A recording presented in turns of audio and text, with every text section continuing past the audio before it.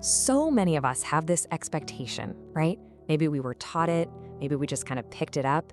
This idea that if we serve God, life should get easier. It should be smooth sailing. But then You you ever look been at there in the middle of a really tough season and you just look up and whisper, God, are you still there? Look, if you have, you are so not alone. It's maybe one of the most honest human questions a person can ask. And today we're gonna dive into it together. I mean, this is the big one, right? If God is real, then why is there so much mess, so much stress, anxiety, sickness, suffering? It's a question that, honestly, it doesn't matter if you're a believer or not, it probably crosses your mind. And that's really our jumping off point today. What does it actually look like to keep faith when life feels like it's just too much? All right, so first things first, let's just acknowledge that this is a completely honest question. It's a real feeling, and this isn't about having weak faith, it's about your faith wanting to go deeper. You know, we have this idea that questioning God is a bad thing, like it's a sign of weakness. But I love this reframe. What if it's the total opposite? What if asking those tough, honest questions is actually a sign that your faith is trying to grow? It's like it's searching for deeper roots, something strong enough to hold on to when everything else is shaking. And listen, if you feel this way, you are in some seriously good company. I mean, look at this list. The Bible is literally filled with stories of people, heroes of the faith, who cried out to God. You've got David in the Psalms, you've got Job, Jeremiah, even the disciples. Their stories aren't in there because they had perfect, unshakable faith. No way. They're in there because they had persistent faith. They kept showing up, even with their questions and their pain. Okay, and that brings us to something really important, because a lot of the time our struggle comes down to a really common misconception about what we think God actually promises us. So many of us have this expectation, right? Maybe we were taught it, maybe we just kind of picked it up. This idea that if we serve God, life should get easier. It should be smooth sailing. But then you look at what Jesus actually said, in this world you will face trouble. It's not a possibility, it's a promise. Trouble is part of the deal. And that's the key right there. The real promise was never an absence of pain. It wasn't a magic shield to keep bad stuff from happening. The promise was His presence right there in the middle of it all. It's not about God helping you skip the hard parts. It's about Him walking through the hard parts with you. Okay, so if we can get our heads around that, it completely changes how we see things. It's like putting on a new pair of glasses.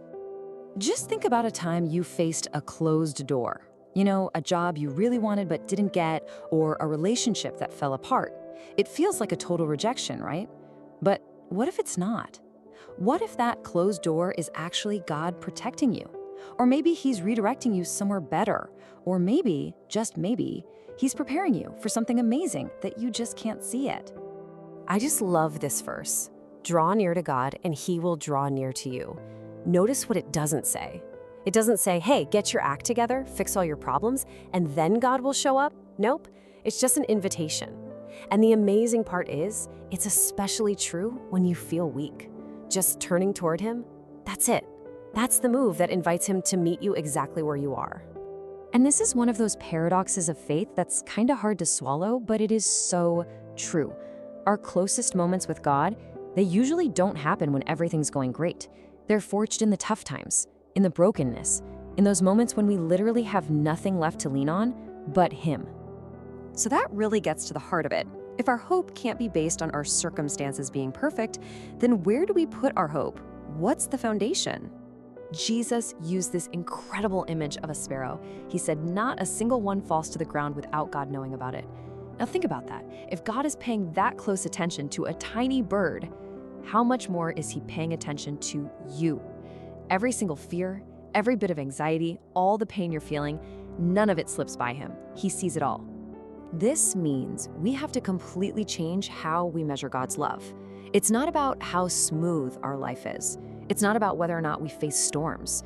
God's love is measured by His faithfulness in the storm, that He stays. That's the real proof. And then there's this incredible promise from Ephesians, that God can do exceedingly, abundantly, above and beyond all we could ask or imagine. When you're in pain, your world can feel so small, so limited. This verse just explodes that.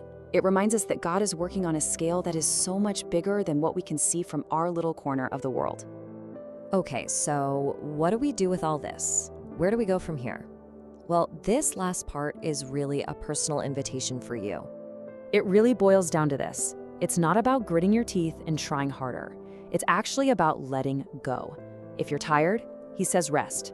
If you're anxious, he says give it to me. And if you're doubting, this is the amazing part. He says come closer. Not go figure it out and come back later. Come closer, right now, with all of it. Just let this really sink in for a second.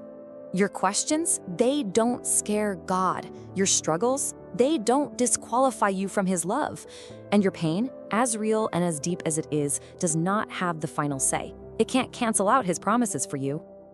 And that really leaves us with this one last thought.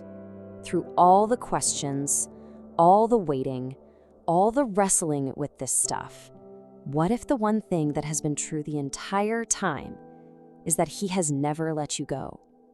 What if, through it all, he's been holding on tight?